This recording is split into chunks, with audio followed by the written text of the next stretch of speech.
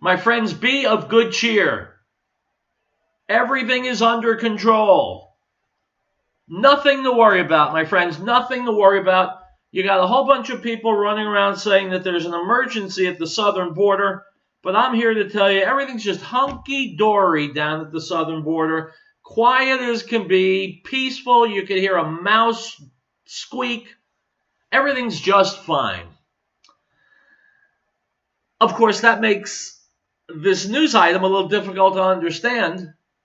From the Associated Press, Dateline, El Paso, Texas, the surge of migrant families arriving at the southern border has led the Trump administration to dramatically expand a practice that President Trump has long mocked as catch and release, with immigrant processing and holding centers overwhelmed. The administration is busing people hundreds of miles inland and releasing them at Greyhound stations and churches in cities like Albuquerque, San Antonio, and Phoenix, because towns close to the border already have more than they can handle. Relief organizations in some cities are struggling to feed and house the migrants and warning that the public health crisis is taking shape, especially with sick infants and children among the many immigrant families who need medical attention, unquote. But folks, how could that be right? We've been assured by everybody from Beto O'Rourke to Kamala Harris to Nancy Pelosi to Chuck Schumer to Adam Schiff. All those Democrats have been telling us that there is no emergency. It would appear the Democrats are wrong, wouldn't it? Well, there's a difference between wrong and lying. Democrats aren't wrong. They're intentionally lying. They don't want you to know that this chaos is going on down at the border.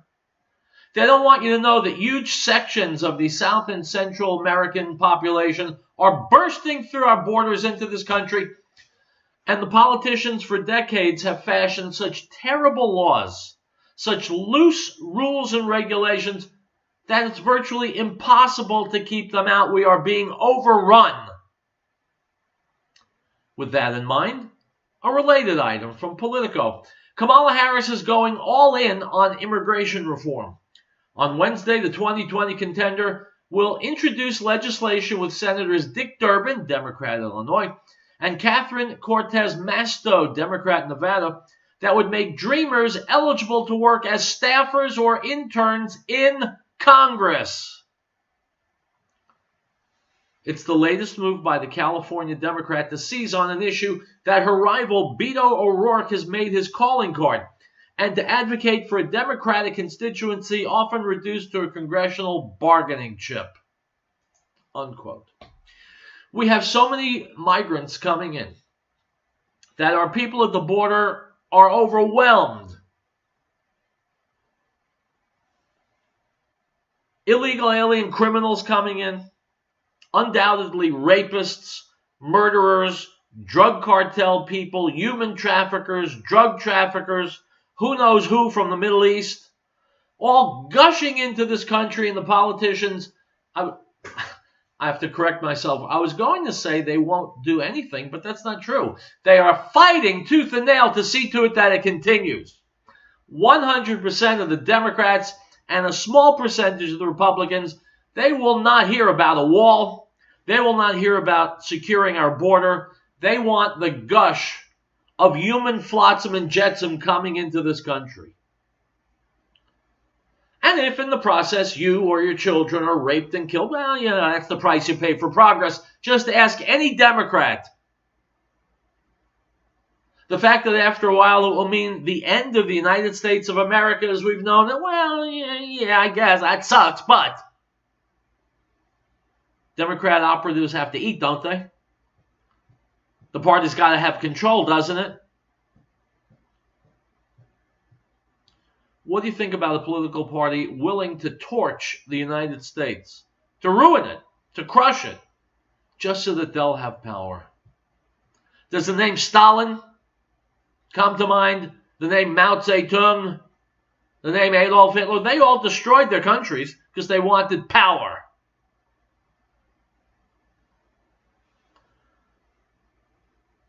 I refer to as treason. And so I have a question. Why aren't these politicians who are making it possible for the migrants to come in, and the drugs to come in, and the cartels to come in, and the gangs like MS-13 to come in, and are making it impossible to stop them, why aren't these politicians being brought up on charges as accomplices? After all, if the politicians would take action, the crime of entering our country illegally would stop. By not taking action, by preventing action, they are making the crimes happen. They're allowing the crimes to happen. Sounds to me, I'm not a lawyer, but it sounds to me like these politicians are acting as criminals or accomplices to criminals. So why aren't they in jail? Item from CBS Los Angeles. A vandal appears to be targeting Catholic churches in Pomona Valley with the most recent attack on a beloved statue at a Chino church. Quote, "This is a place we come to feel safe, to feel God's presence, to worship with our community," said Marianne Hacker, pastoral administrator at St. Margaret Mary's Church. She's guarded the chapel for more than 50 years, the entire time the church has been in existence on Central Avenue in Chino. It brings people comfort, Hacker said, but on March 30th, a vandal trespassed into the property and delivered a blow that severed the statue in two. My friends, people in California have long talked about seceding from the Union, and I've talked about it here on the show, and I am all for it. When does it happen? Where do I sign? I will help put up the barriers between California and America. Because this kind of nuttiness and insanity is par for the course. It's the daily routine in the state of California. And lucky us, the idiots who have lived in California voting for high-tax politicians, well, the taxes have gotten so high they're moving out of California to neighboring states, where they will undoubtedly continue to vote for high-tax politicians. This is the intellect with which we are dealing. It's very dangerous. It's gotten to the point where Americans have to literally defend themselves against other Americans. It's that old thing about the guy in a rowboat drilling a hole in the bottom. And he says, "Don't tell me to stop. This is my half of the boat." California, specifically, and liberals in general, they are sinking this country before our eyes. Well, I know what I'm doing to try and reverse that. What are you doing? And if you haven't done anything until now, make today day number one. Get busy, get active, and let's fight the destruction of the United States. It's Wednesday. Real truth. We'll be right back.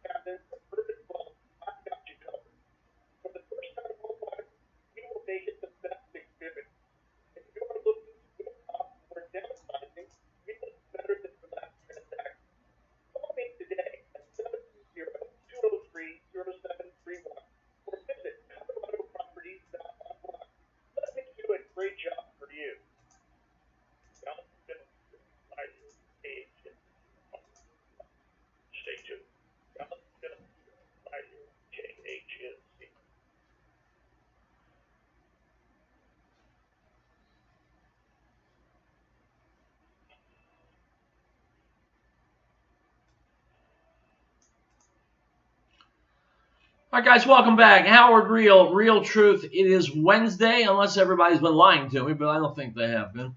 Let's stay on this border situation because, you know, while you and I are going about our daily lives, we have got a mass, there's no other word for it, an invasion happening on our southern border. And Congress doesn't seem to be very motivated to fix it, to stop it. And that's a bad thing. Ann Coulter was talking about it on the Howie Carr show a couple days ago. Let's listen. Yeah, you pushed the wrong button. Sorry about that, Ann. Sorry about that. No problem. So anyway, the Reuters today, Ann, is publishing a scare story about what will happen if the border is closed down with Mexico. Have you seen this story?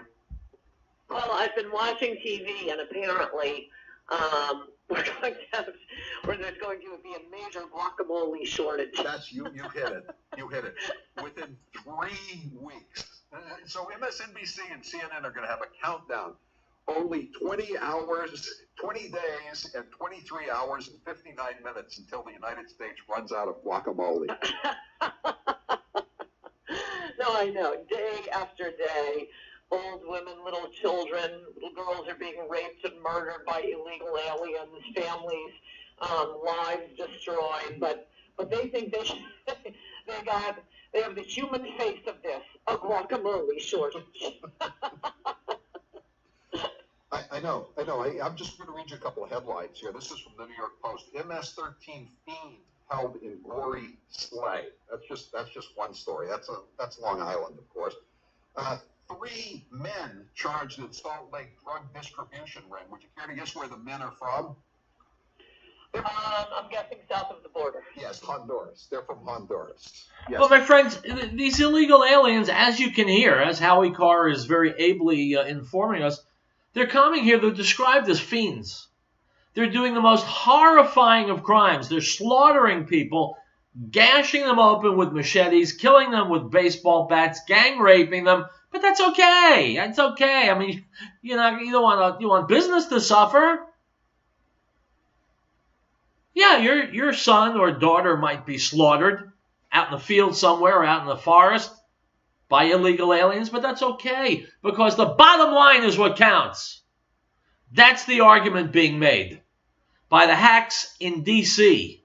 for not wanting to shut the border like the president says he wants to. Bad for business. So if a certain number of people are massacred, cut up, hacked up, brutally raped, well, as far as the D.C. Beltway is concerned, that's just collateral damage. It's a price we have to pay. There's talking about products like cocaine.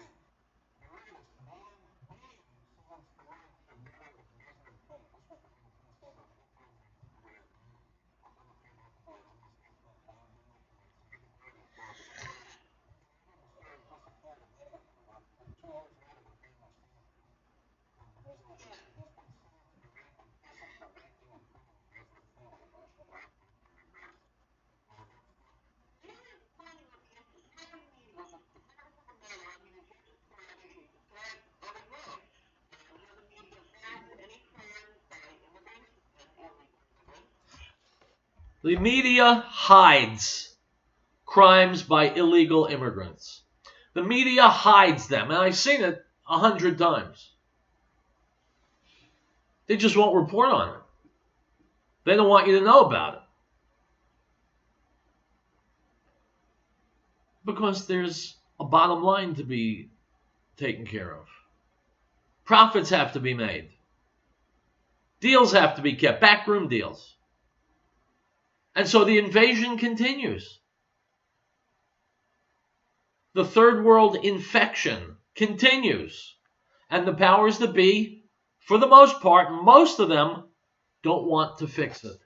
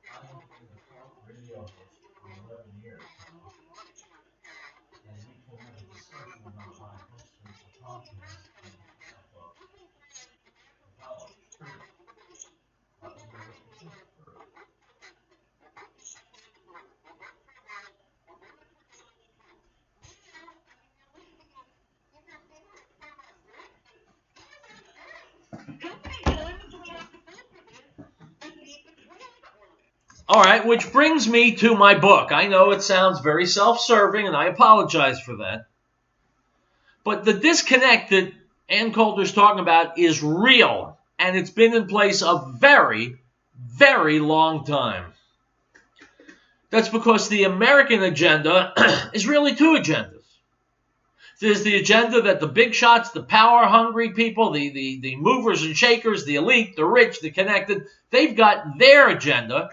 And the plain old schlepper in America like me, and like many of you, we've got our own agenda. We want to raise our families, work, enjoy life, enjoy the fruits of the United States of America, the best country that's ever been conceived. But the power elite, they want something different, and so they're going to subject us to all the indignities that I rail about every day, including illegal immigration. And it's what I wrote about in my book, almost 600 pages. It's called Real Truth, Stay Angry. It tells you who the big shots are, how they got power, how they maintain power, how they finagle, how they hoodwink the American people. You actually should get it. Go to virtualbookworm.com, order a copy, hold it in your hand and read it. Real Truth, Stay Angry. Let's go back to Ann.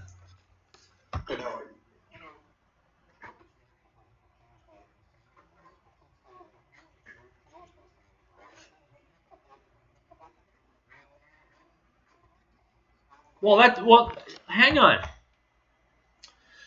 Congress won't change the asylum laws, so we have to get tough. I completely agree. But my idea of getting tough is not Howie Carr's idea of getting tough.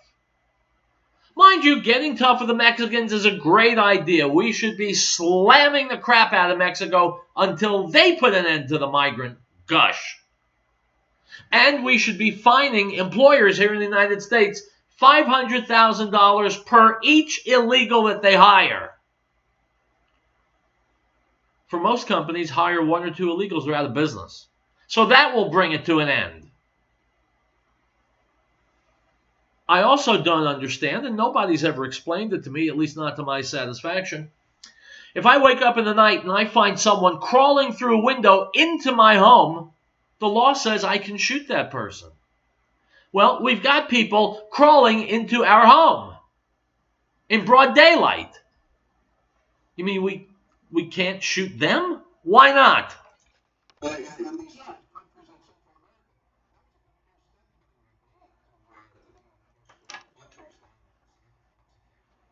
Yes, think about that. It's 2019, and that was the first step. You remember Barack Obama cutting off aid to those countries because they're sending illegals here? Nah, I don't. Remember George Bush doing it? No. Bill Clinton? Nope. The first George Bush? Nope. Remember any Congress getting together and putting together a law to withhold funding from those countries that give us the middle finger? I don't. It's 2019. It's not until Donald Trump became president that we're actually doing something about it. I mean, if he has to shut the border down,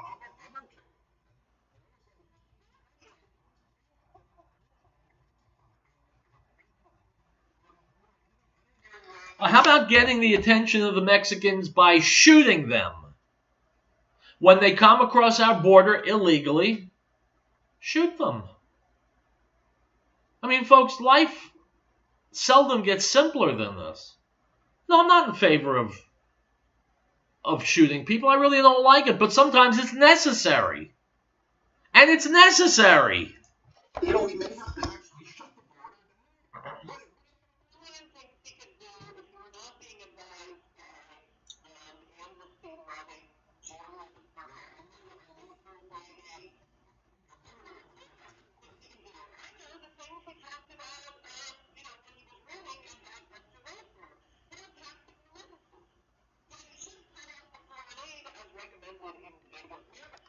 taxing remittances means Mexicans come here, or Guatemalans or Ecuadorians. They come here, they work, they earn money, and they send it back home. Doesn't do anything for our economy. But that's why they come here, to earn money. And a lot of them send it back home to the tune of billions of dollars a year. Why aren't we taxing that? We should be.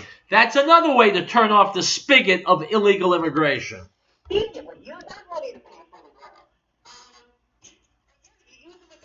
By the way, whatever happened to El Chapo's money?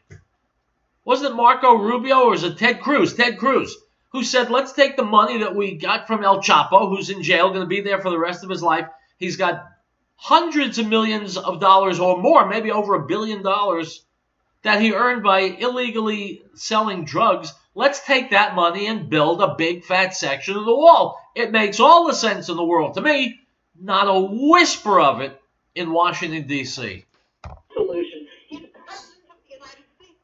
He has a lot of options, and if he had ever hired Chris Kobach, he could be golfing, he could be arguing his daughter, he could be doing whatever he wants. Are you running an employment agency now and Chris Kobach is your first client? You mention him every week. He has been somewhat consistent on this, demanding that he make Kobach his vice president, begging him to make Kobach his vice president. Boy, that was his biggest mistake. Why he didn't make Kobach head of Homeland Security as he promised Kobach and the MAGA voters is absolutely baffling. As I've said to you before, this is the equivalent. The only reason he has been so great, on his judicial appointments is he turned it over to the federal side. What he has done on immigration is the equivalent of saying, I'm turning over my judicial selection to the ACLU. No, federal side, we don't want to hear from you. I want to hear from you. Don't give me Kobach. I want Ruth Bader Ginsburg. Speaking of Homeland Security, the Obama head of Homeland Security, Jay Johnson, was on MSNBC today. I want to play that cut for you because even Jay Johnson admits that it's totally out of control. My friends, this in itself defeats me. Big debate going on. And now we need Jay Johnston from the Obama administration. Now that he has said the border is out of control, now we can do something. How ludicrous is this? Who the hell needs Jay Johnston? We need refugees from the failed, disastrous Obama administration to agree with us before we take action? Shut the border. Shut it hard. Use bullets if you need to. Penalize Mexico. Penalize employers. Tax the money being sent back to South and Central America. All these things can be done, and they're not being done. Congress won't do them. Now, there are some Republicans who are to blame. But like I said before, it's all Democrats who are to blame. The Democrats will do anything to keep the flow of new Democrat voters coming into this country. And now Kamala Harris wants these illegal aliens, these criminals, to come work on Capitol Hill. It's a sad state of affairs. And it's getting sadder and uglier. All right, we'll take a break. I promise we'll be back right after this word.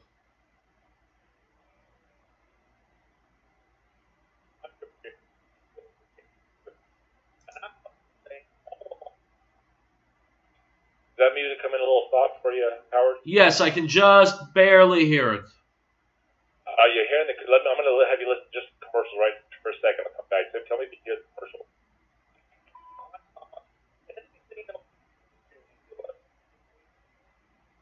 Were you able to hear the commercials? On a scale of 1 to 10, I'm hearing about a 2. The commercials are very quiet. Okay. Okay, good. It's going to be quiet today. I'm actually physically working on this right now. We're actually going to be doing sound tests on my show. We're going to get it fixed. Okay, thank you. Just bear with it. What I'm going to do is I'm going to keep the music at full blast. I usually fade you in and out a little bit. I'm just going to leave the music in full blast. You can talk as loud and over as much as you want. I think you can hear it all the way up. Okay. But just for this show, and I think tomorrow I'm hoping we'll have it quite a bit better. Not a problem. I appreciate it. All right, thank you.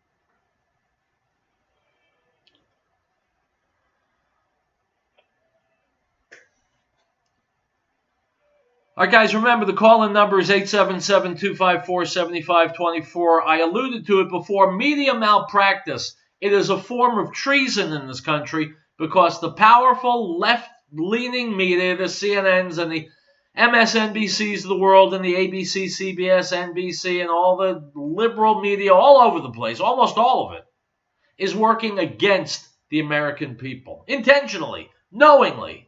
As far as I'm concerned, it's a form of crime. Here's Glenn Beck, Bill O'Reilly talking about malicious media malpractice. You said a mouthful, brother. Bill, it's been an interesting week. I've never seen so many people disappointed that our president wasn't a traitor.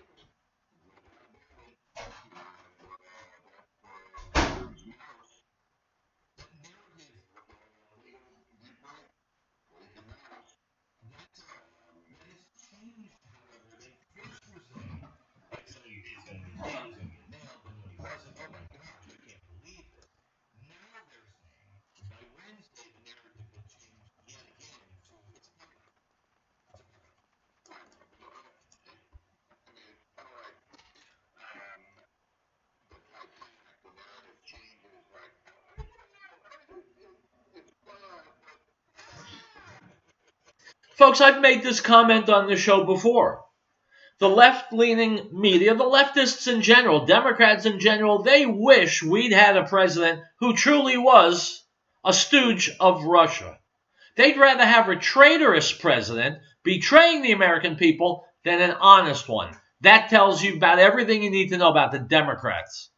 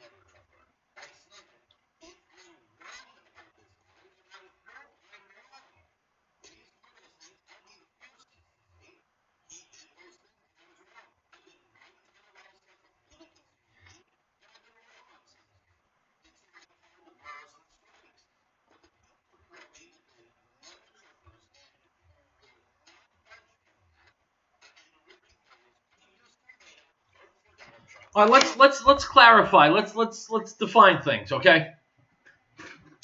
Donald Trump is working on behalf of the American people. So if someone is a quote-unquote never Trumper, he or she is really a never American people-er. I know I just mangled the English language. I apologize. They're really not opposing Trump as much as the people he represents, and that's us. The Democrats and the rhinos, the Republicans who aren't really Republicans, they're really Democrats, but they're registered Republicans. Those are the people who are against Trump. Why are they against Trump? Only because Trump is helping us, is working for us. So they are against us. The Democrats and the rhinos are against the American people. There, I've said it. Keep going, Glenn. You have to recognize, wow, some of the things he's done really good. Some of the things like last night, I'm not thrilled with that. I still think that's a problem. Stop it, Mr. President. Please be the president. But nobody in media did that. It was one way or another. And if he would have come out and it would have proven him to be in bed with Vladimir Putin, then you would have had the same thing, I think, with a lot of people on the other side. They would have said, well, this is just a deep state. You have to matter, though. Because there are people, but broadcasters and journalists are supposed to be professionals. Yes, I know, but they didn't do that, and so now they don't have a choice, Bill. Their audience doesn't. Choice? No, wait. Their audience does not want to hear it. The only people that were left were the people who just wanted to hear bad stuff, and everybody. You know, I got to tell you, Glenn Beck is right. The morons who tune into CNN every day and MSNBC, and I see them, they want bad news. They want anti-American news. They want to believe our president is a Russian spy. They love it when they get bad economic news. They're overjoyed when Kim Jong-un does not sign an anti-nuclear weapon deal with America. They love it when America fails. They love it when illegal aliens come here, avail themselves of everything that they have not earned, go immediately on welfare. They bring with them disease, they bring crime, they bring drugs. Liberals love it. Democrats are overjoyed because the worse things get, they figure the more people will have to turn to them, will have to turn to government. The more helpless Americans are, the more powerful the Democrats figure they will be. And to a good extent, they're right. And this is the underlying premise behind all the conspiracy stuff you'll find in, that's right, Real Truth Stay Angry. Go to virtualbookworm.com and buy it. You'll keep it in your house like the family Bible because it explains everything that we're seeing in the news every single day. Time for me to rest my throat. I'll be right back.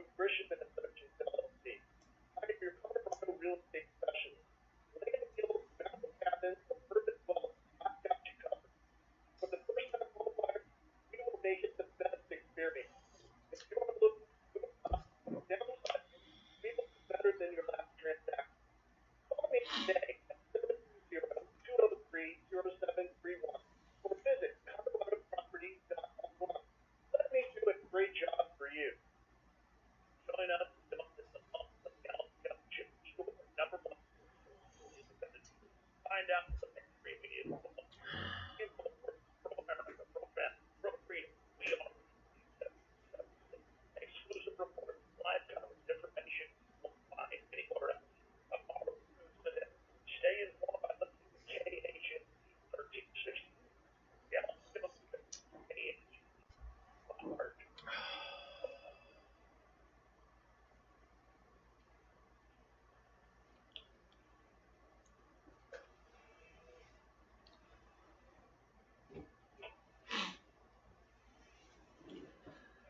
Now, my friends, you understand that anything can happen. There's many a slip twixt the cup and the lip. But the way things look now, I don't see anybody beating Donald Trump in 2020. I'm not the only one who feels that way. Here's Dick Morris.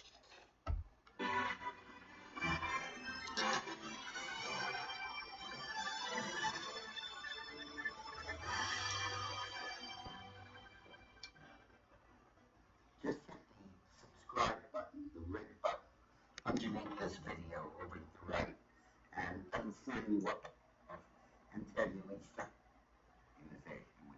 which with Harvard now. It shows the first glimmers of a successful campaign strategy for Donald Trump. They asked people in this poll, would you ever consider voting for Trump, or would you never consider voting for him? And 54% said they would consider voting for him, which is the first time Trump has ever been above 50 in any measurement like that.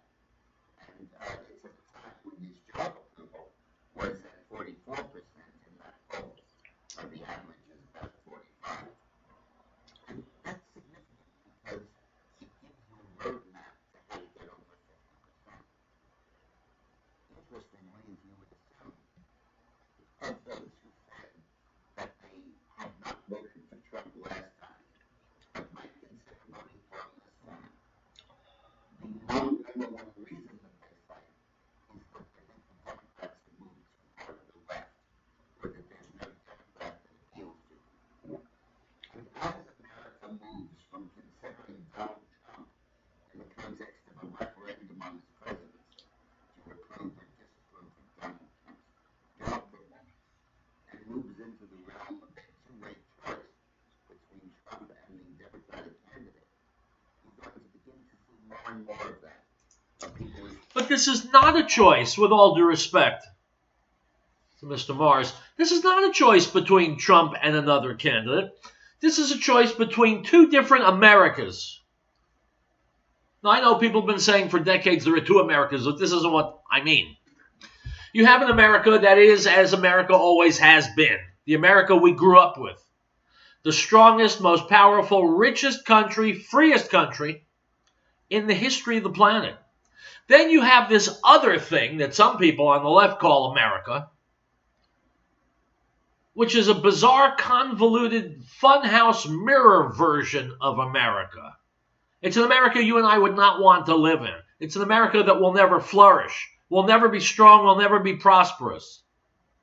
It's a bizarre America based on models that have never worked, like socialism, like European-style government, like government without borders, government where anything goes, and taxes are sky high, and the central government controls everything.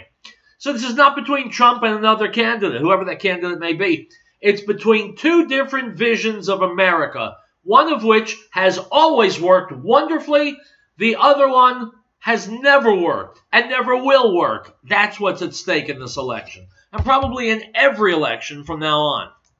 Say, well,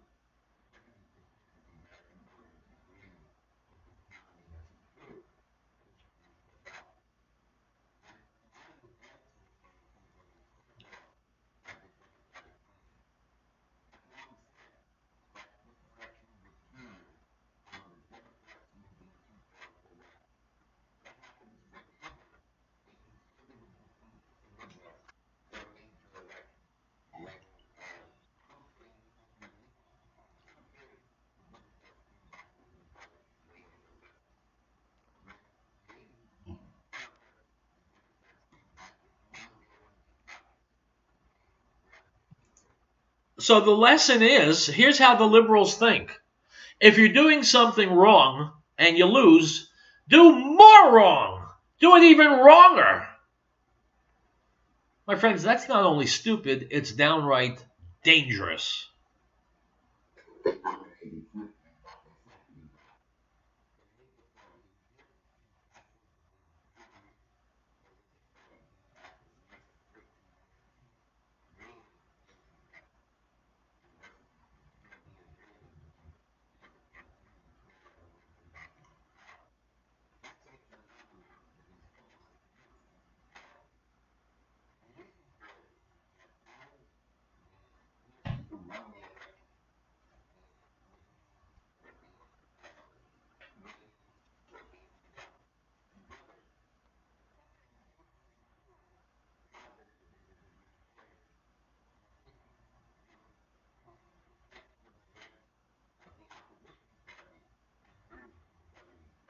Now, if the Democrats were smart, and they're not, if the Democrats were smart, instead of seeing Republicans winning and so becoming more like Republicans, they see Republicans winning and so they sprint in the opposite direction to crazy, harebrained yutzes like Beto O'Rourke and Kamala Harris. It's a failure in thought process. It's a failure in logic. That's why the left can never be handed power, governmental power, or any other kind of power. Before we go to a commercial break, remember what I said. It's not a contest between Trump and another person. It's a contest between the America we've known and a bizarre, convoluted vision of America that people on the left have. It's a contest between the America that works and does well and prospers and an America that would be hobbled coming out of the gate. It's a choice between what works and what doesn't. That's about as basic as I can make it. And you heard yourself. There's a goodly proportion of the American people who want what does not work. Those are the low information voters. They're a problem. We got to beat them. We got to beat them. We'll be back.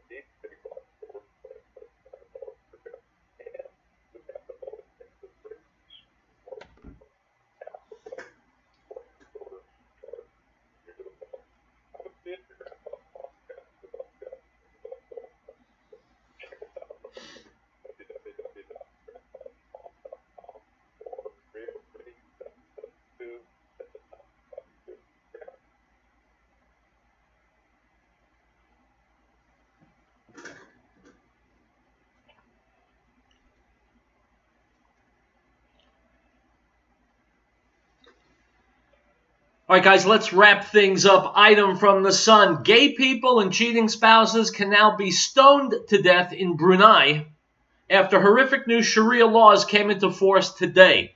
Same-sex couples could be whipped under the strict new Islamic laws in the tiny nation, which is on the island of Borneo in Southeast Asia. Unquote. I'd like to wish a bon voyage to all the gay rights activists who certainly will now be flocking to Brunei to protest the terrible, terrible things they're doing to gay people. I'm sorry, what'd you say? Oh, the gay activists aren't going to Brunei? Why not? It's an outrage what they're doing to gay people. I'm sorry, what are you saying? Oh, it's a lot easier, more convenient to stay here and bitch about what's done to gay people. I wouldn't want to inconvenience anybody. Item from Breitbart. Tucker Carlson's Fox News show earned more viewers last week than all of CNN's primetime lineup combined, reports the Daily Wire's Ryan Saavedra. This has to be a bitter pill for CNN. For years now, the far-left network has done everything in its power to bring Carlson down. By any measure, CNN has conducted what can only be described as a straight-up, deliberate demonization campaign. CNN has also participated in the effort to have Carlson blacklisted by advertisers due to his right-of-center political beliefs. Since the fake news outlet cannot beat Carlson in the ratings, it's hoping to drive him off the air through McCarthyism. Unquote. My friends, CNN is the bottom of the toilet because people respond to truth. Item, also from the Sun. A bizarre new pack of condoms that can only be opened by 2 people at once has been launched to promote consent. So-called consent pack condoms open only when 4 hands simultaneously press special pressure points on the side of the packet, it's claimed. Unquote. My friends, do I need to add any commentary to that? Item. From the Mercury News, the most important snowpack survey of the season in the Sierra Nevada was recorded Tuesday at 161% of the historic average. The 4th best reading in 40 years, and good news for the entire state. Unquote. Folks, the snowpack is 161% of average. Boy, that global warming is really killing us. Item from the Associated Press. Former federal prosecutor Lori Lightfoot defeated Tony Preckwinkle in a runoff for Chicago mayor on Tuesday, yesterday. She will be the first openly gay person and first black woman to lead the city. Unquote. And my friends, we know in advance that Lori Lightfoot will do a good job. I mean, they just said she's black, she's gay, she has a vagina. What more qualifications could you ask for? Speaking of Chicago, item from CBS. Socialism is surging in the Chicago City Council. A total of 5 Democratic socialists, possibly a 6th, won races for aldermen either in February or in Tuesday's runoff elections. Unquote. My friends, dozens of people every weekend are shot down like dogs in the streets of Chicago. Chicago has been a Democrat stronghold for decades. And the people in Chicago are so brutally stupid that they just keep going in the same direction. By the way, my first wife was from the Chicago area. Item. From Campus Reform, the University of Kansas is offering a course on angry white men this upcoming fall semester. The course will examine, quote, manifestations of male anger and the role of dominant and subordinate masculinities, unquote. Well, my friends, I don't know any angry white men, do you? I didn't think so.